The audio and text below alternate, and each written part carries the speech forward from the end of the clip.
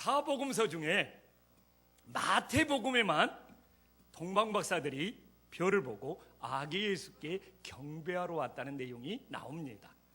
마가복음이나 누가복음이나 요한복음에는 이 내용이 나오지 않습니다. 그러다 보니까 이 동방박사들이 경배하는 내용에 자꾸 새로운 내용들이 추가로 더해져서 전설처럼 전해져 내려오는 내용들이 교회의 역사 속에 참으로 많이 있습니다.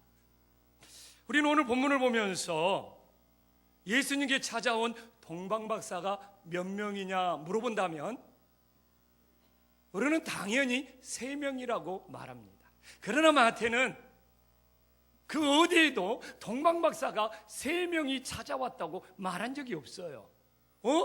황금과 유학과 몰약 이 3가지를 드렸으니까 3명이 아닙니까? 라고 말하지만 보배압이 각자 가지고 있는 보배압이 아니라 하나로 된 보배압에 거기에 함께 3가지 예물을 담아왔어요.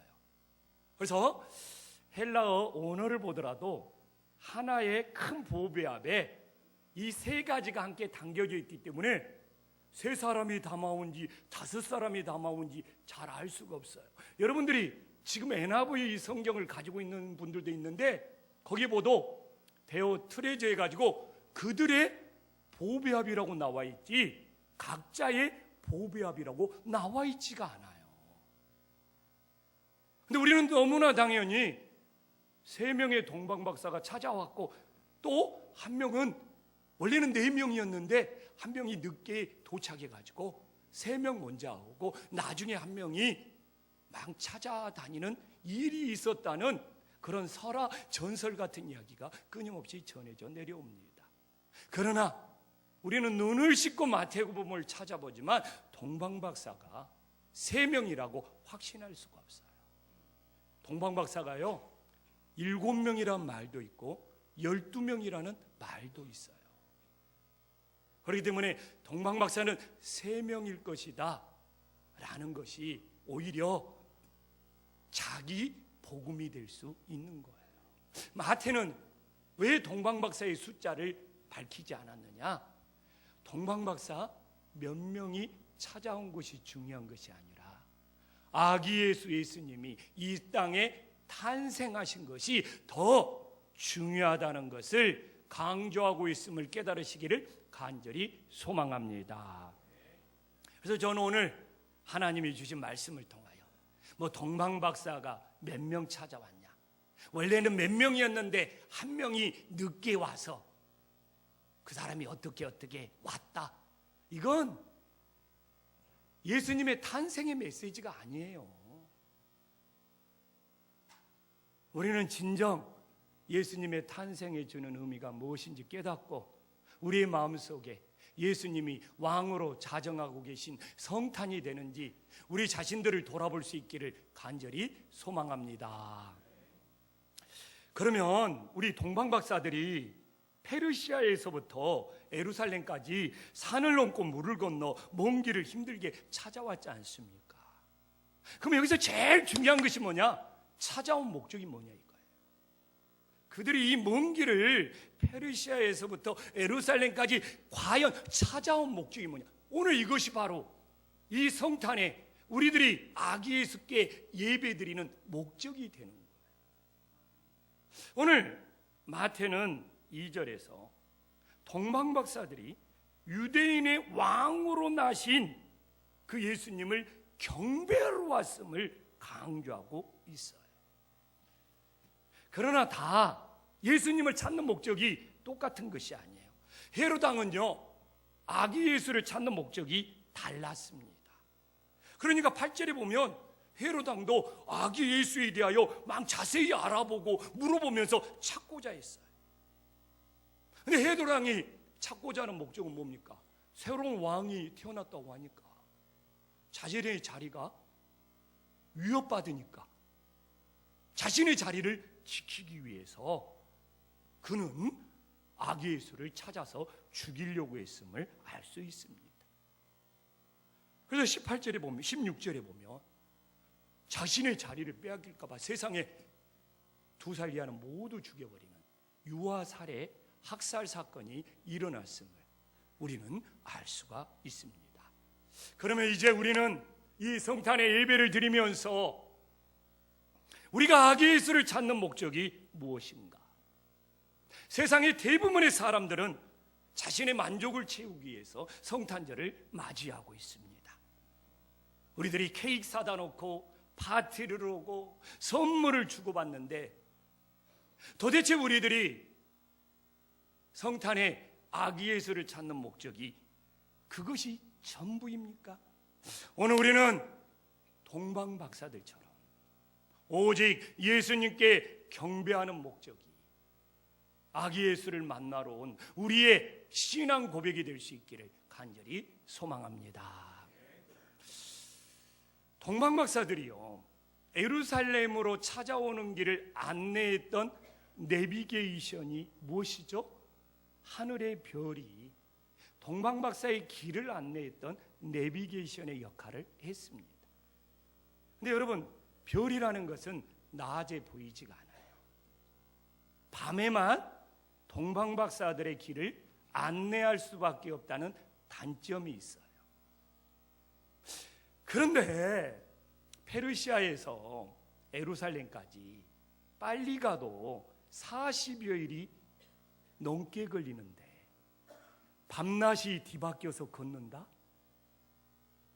그것도 밤에는 온도가 너무 급격하게 떨어지는 그 한밤중에 밤낮이 뒤바뀌어서 40일이 넘게 걸어갈 수 있다는 것은 정말 쉬운 일이 아닙니다. 그러나 그들은 포기하지 않고 밤낮이 뒤바뀌었음에도 불구하고 그 험한 길을 40일이 넘게 걸려서 예루살렘까지 찾아왔습니다. 그 이유가 뭐냐고요? 오직 예수님께 경배하려고 하는 목적이 없었다면 중간에 포기할 수밖에 없었던 것이죠. 우리는 어제도 예배드리고 오늘도 예배드립니다. 우리의 신앙의 목적이 분명하지 않다면요, 우리는 늘 믿음이 흔들릴 수밖에 없어요. 그래서 우리들이 신앙생활을 하면서 때로는 시험에 들고 때로는 흔들릴 때가 있다면 내가 신앙생활하는 목적이 무엇인가, 이걸 찾아봐야 됩니다. 저도 사람인지라 목회하다가 마음이 지칠 때가 있어요. 그럴 때 내가 신앙생활하는 목적이 뭐지? 이것이 분명하지 않다면 다 신앙은 비가 내리면 눈이 다 녹아버리듯이 신앙은 녹아져 버리는 거예요. 오늘 동방박사들처럼 내가 예수님을 믿는 목적은 나를 구원하신 우리 주 예수님을 경배하고자 하는 분명한 목적이 있을 때 동방박사들처럼 포기하지 않고 끝까지 아기 예수를 찾아서 만날 수 있는 은혜의 역사가 일어남을 깨달으시기를 간절히 소망합니다. 그래도 많은 사람들이 오늘 본문을 보면서 도대체 어떤 별이 동방박사를 인도했느냐, 그 별의 정체를 알기 위하여 교회 역사 속에 굉장히 많은 시도가 있었고 지금도 어떤 별이었을까 하면서 헨리 행성이 나타나지 않았나 하면서 별에 대한 조사가 너무 많습니다. 제가 읽어본 내용을 이 시간에 이야기하자면 정말 많은 내용들이 말할 수 있어요. 그러나 저는 별로 관심이 없습니다. 어떤 별이었느냐에 별로 관심이. 왜? 그때 나타나는 메시아 별은 하나님의 도구로 사용되었기 때문에 그러는 거예요. 우리 주 예수님이 어떤 분인데요? 누가복음 19장 40절에 보면 예수님의 예루살렘에 입성할 때 사람들이 찬양하지 아니하면, 사람들이 경배하지 아니하면 돌들이라도 소리 지르게 하면서 찬양받을 수 있고 경배받을 수 있는 분이라고 말씀하는데요, 우리 주 예수님은 돌들도 자신의 찬양의 도구로 사용할 수 있는데요, 하물며 하늘의 별을 자신의 도구로 사용하지 못했겠습니까? 그렇기 때문에 여러분들 지금 돌들이 소리 지르며 노래 부르지 않기 위해서는 여러분들이 큰 입을 벌려서 하나님께 찬양할 수 있기를 간절히 소망합니다. 정말이에요. 왜 찬양 부를 때 우리는 구경합니까? 예수님은 돌들을 소리 지르게 만든단 말입니다. 우리들이 마음을 다해서 찬양해야죠. 그렇기 때문에 그 별이 헬리 행성이니 뭐니 그것이 중요한 것이 아니고, 돌들을 통해서도 찬양받을 수 있는 하나님이 하늘의 별을 통해서 자신을 찾게 하는 내비게이션 도구로 사용했음을 알 수 있습니다. 그러면 우리는 그건 궁금할 수 있죠. 많은 도구들이 있는데 왜 별을 하나님의 도구로 사용했을까? 동방박사들의 직업과 관련이 있지 않겠어요? 이 페르시아에서 이 동방박사들은 천체를 관측하는 천문학자이기 때문에 이상한 별이 나타나면 당연히 호기심을 가질 수 있었겠죠. 저는 만약 이 동방박사들이 새들을 연구하는 조류학자였다면 매나 비둘기가 아니면 신비한 새가 나타나서 그들을 인도하는 하나님의 도구로 사용되었을 수가 있겠죠. 이걸 통해서 우리들에게 전하는 메시지는 뭡니까? 하나님은 이 동방박사의 없는 것을 사용하는 것이 아니라 동방박사가 가지고 있는 재주, 동방박사가 가지고 있는 달란트, 동방박사가 가지고 있는 직업을 하나님을 찾는 도구로 사용하고 있다는 것을 깨달을 수가 있는 것이죠. 그래서 지금도 우리 하나님은 나에게 없는 것을 도구로 사용하는 것이 아니라 내가 가지고 있는 것이 달란트가 되게 하셔서 하나님을 경배하는 도구로 사용하고 있음을 동방박사들을 보면서 깨달을 수 있기를 간절히 소망합니다. 우리는 어떤 달란트를 가지고 있습니까? 제가 그 신학교 가니까 교수님이 물어보더라고요.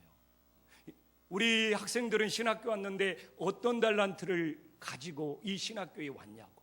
근데 저는 사실 그때 머리가 숙여졌어요.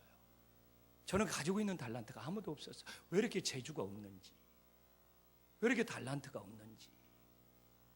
한 목사님은 참 달란트가 많아요. 찬양도 잘하고, 찬양 나보다 더 잘하면 달란트가 많은 거예요.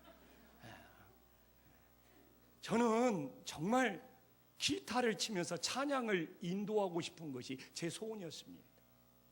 그래서 20살 때부터 기타를 사기 시작했어요.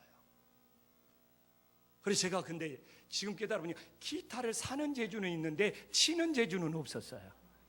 그리고 사가지고 2-3달 연습하다가 역시 나는 안 되는구나 하면서 우리 교회에서 기타를 제일 잘 칠 수 있는 친구한테 선물을 줬어요.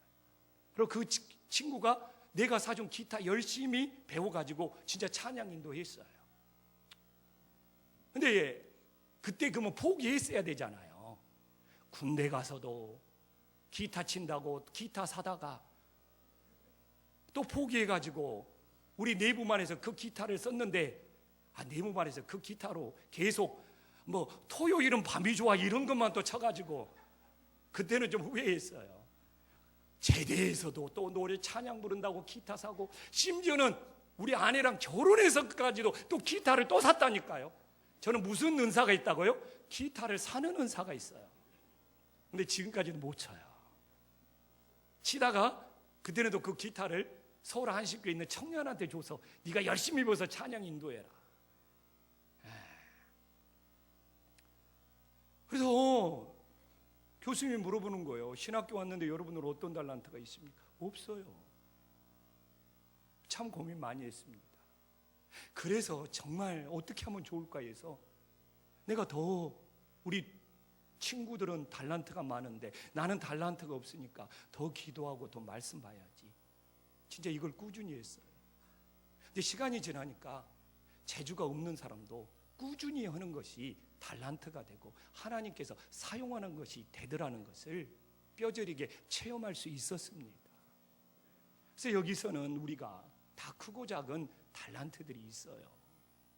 만약 나에게는 달란트가 없다고 생각하시는 분들이 있다면 오늘 우리 청소년들도 마찬가지고 내가 뭔가 한 가지를 꾸준히 한다면 그것이 하나님 아버지 앞에서 하나님이 사용하시는 달란트가 될 수 있음을 믿으시기를 간절히 소망합니다. 여하튼 우리는 모두 달란트를 가지고 있고 없을지라도 하나를 꾸준히 하면 그것이 하나님께 달란트가 되는데, 중요한 것은 우리 달란트가 하나님께 사용되기 위해서는 어떻게 해야 되냐 이거예요. 오늘 이게 동방박사를 묵상해 보니까 내 가진 재주, 내 가진 달란트, 내 가진 직업, 하나님이 나에게 주셨다고 믿는 그 믿음이 있을 때 하나님이 사용하심을 믿으시기를 간절히 소망합니다. 내가 아무리 대단한 재주, 달란트를 가지고 있더라도 이것이 하나님이 나에게 주신 거라는 것을 믿지 않는다면 어떻게 하나님이 사용할 수 있겠습니까? 내 달란트가 아무리 작을지라도 이거 하나님이 나에게 주셨어, 이 믿음이 있을 때 이 달란트를 하나님을 위해 사용할 수 있음을 깨달으시기를 간절히 소망합니다.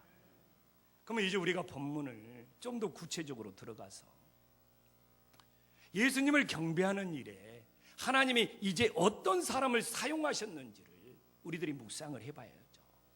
오늘 묵상을 해보니까 하나님은 유대인들의 경배를 받으신 것이 아니라 이방인들의 경배를 받고 계시네요. 그렇잖아요. 우리는 동방박사들이 유대인들이 아니고 이방인들이라는 것을 어렵지 않게 알 수 있어요. 왜 하나님은 유대인들의 경배가 아니고 이방인들의 경배를 받고 있을까요?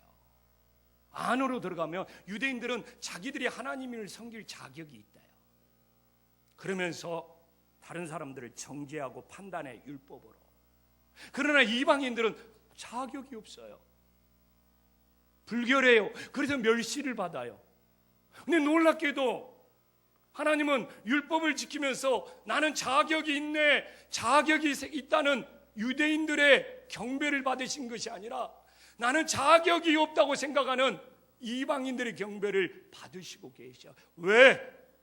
예수님이 이 땅에 찾아오시는 목적이 자격이 없는 죄인들을 구원하시기 위하여 이 땅에 오셨기 때문임을 믿으시기를 간절히 소망합니다.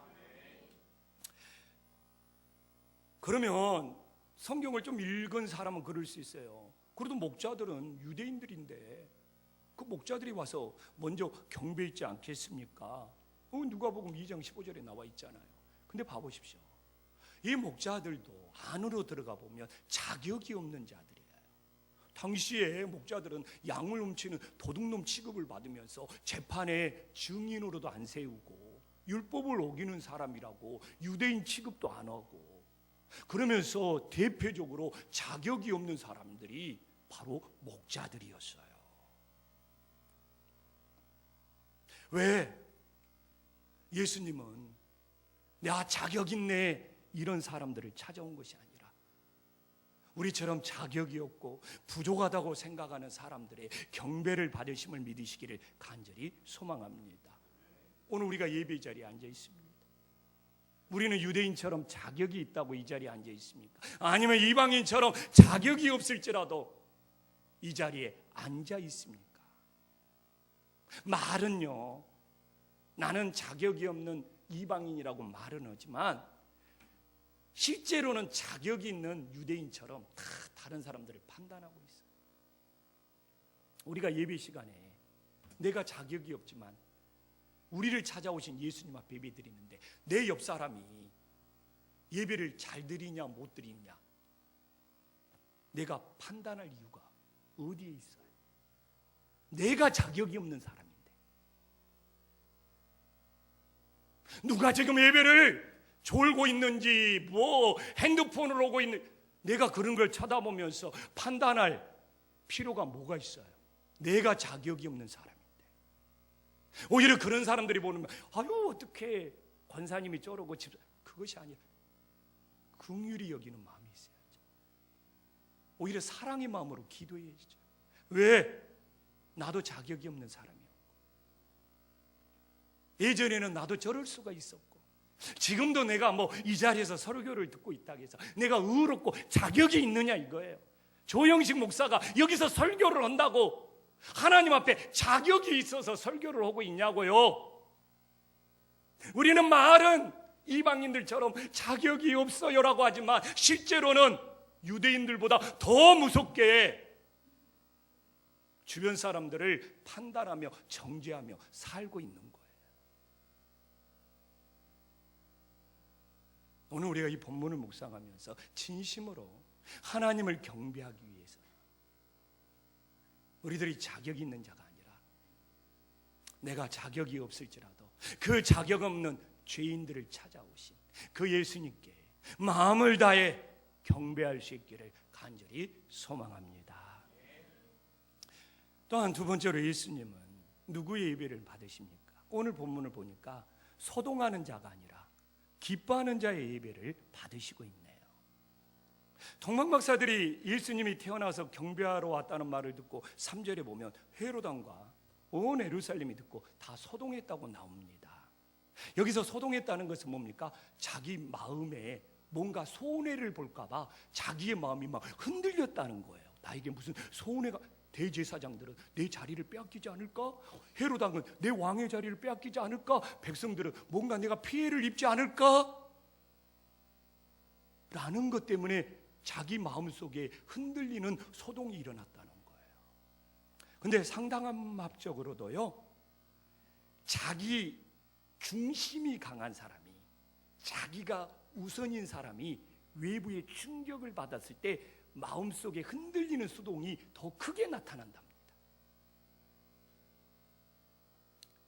자기 집착이, 자기 중심이, 자기 방어가 강하면 강할수록 뭔가 충격을 받으면 자기 안에 일어나는 이 소동, 자기 안에 이 흔들리는 것이 멈추지가 않고 분노로 폭발한다는 거예요. 그래서 이렇게 자기 중심인 사람은 하나님의 뜻도 돌아보지 못하고 이웃의 입장도 고려하지 못하고 항상 자기가 우선이니까 자기 마음속에 흔들리는 소동이 일어나는 거예요. 그러나 동방박사들을 봐보십시오. 10절에 별을 보고 매우 크게 기뻐하고 기뻐하였더라. 별 때문에 기뻐하는 겁니까? 저 별이 인도하면 아기 예수를 만날 수 있다는 기쁨 때문에, 아기 예수 때문에 기뻐하는 거죠. 동방박사들은 자기가 우선이 아니에요. 예수님이 우선이지. 그러니까 40일이 넘게 그 한밤중에 산 넘고 물을 건너 예루살렘까지 올 수 있었죠. 자기가 우선이었다면 중간에 포기하고 돌아갔겠죠. 우리는 어떻게 신앙생활을 하고 있습니까? 하나님의 일을 하면서 내 마음속에 흔들리는 소동이 자주 일어난다면 하나님이 우선이 아니라 자기가 우선인 거예요. 그러나 하나님의 일을 하면서 오늘도 이렇게 성탄에 예배 드릴 수 있고 내가 뭔가 하나님을 위해서 봉사할 수 있다는 것이 기쁨이 된다면 하나님이 우선이 되는 인생이 됨을 믿으시기를 간절히 소망합니다. 오늘도 똑같아요. 어제 예배 드리고 오늘도 예배 드리는데 하나님이 우선인 사람은 이렇게 예배를 매일매일 드릴 수 있어서 기쁘다고 막 얼굴이 막 기쁨이 있는데 어떻게 그냥 겹치기로 걸려가지고 그냥 어제도 드리고 오늘 또 드려야 에이 성탄절에 쉬지도 못해 하는 사람들은 옆에 얼굴 봐보십시오. 딱 나타나.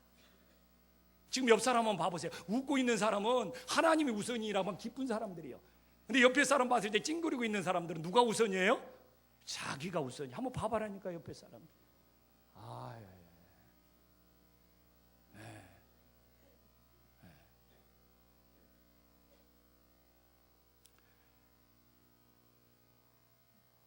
정말 신앙생활하면서 왜 소동이 일어나야 됩니까?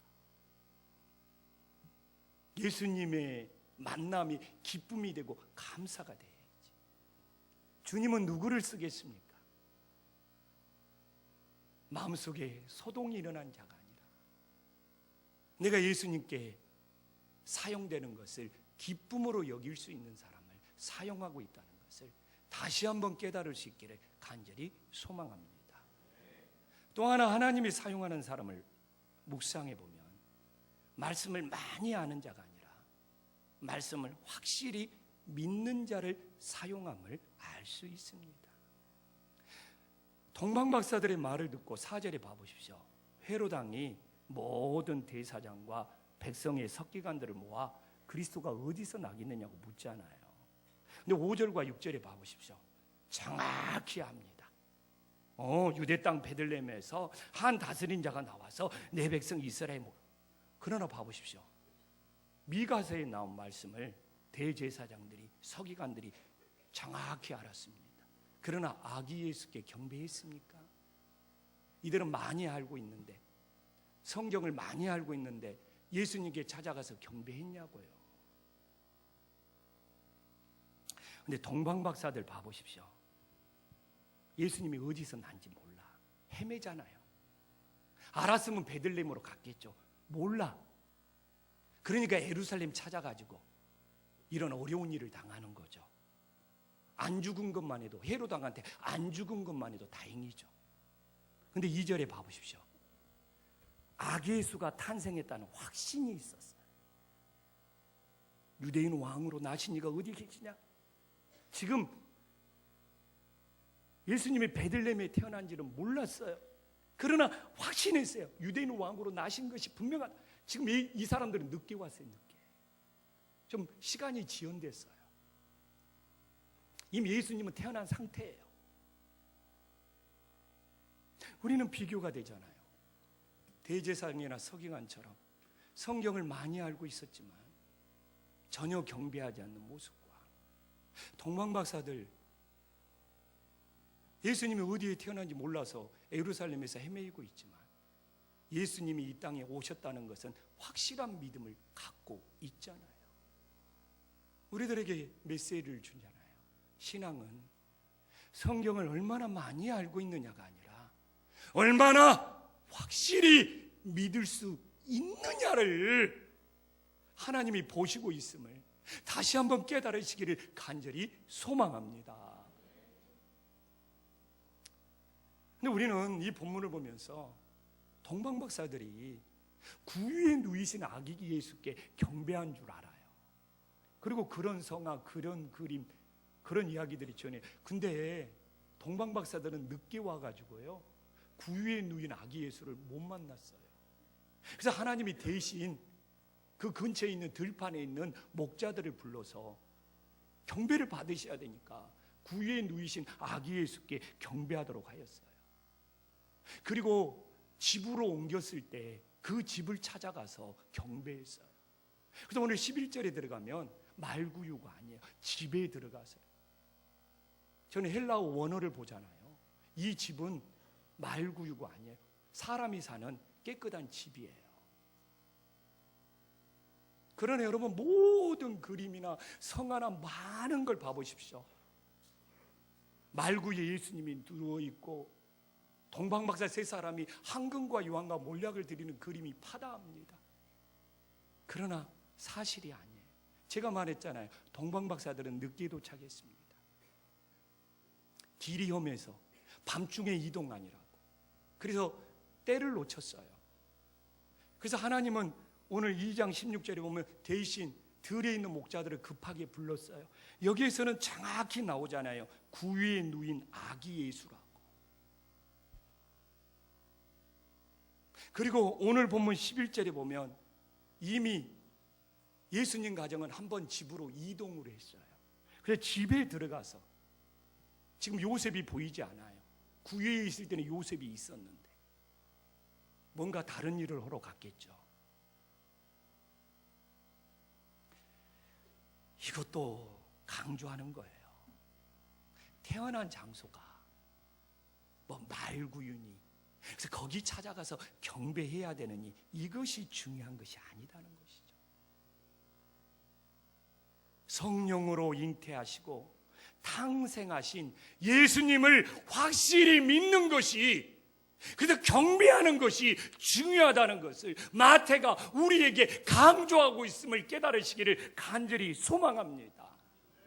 그래서 이 성탄절에 우리가 예수님에 관하여 얼마나 많이 알고 있느냐가 아니라 성령으로 잉태하여 이 땅에 오셔서 우리를 구원하신 그 예수님을 얼마나 이 마지막 때에 확실히 믿을 수 있느냐, 이것이 우리의 영혼을 살리고 우리를 구원하고 우리가 주님께 사용될 수 있는 천국의 열쇠가 된 거예요. 우리들의 마음속에 다시 한번 기억할 수 있기를 간절히 소망합니다.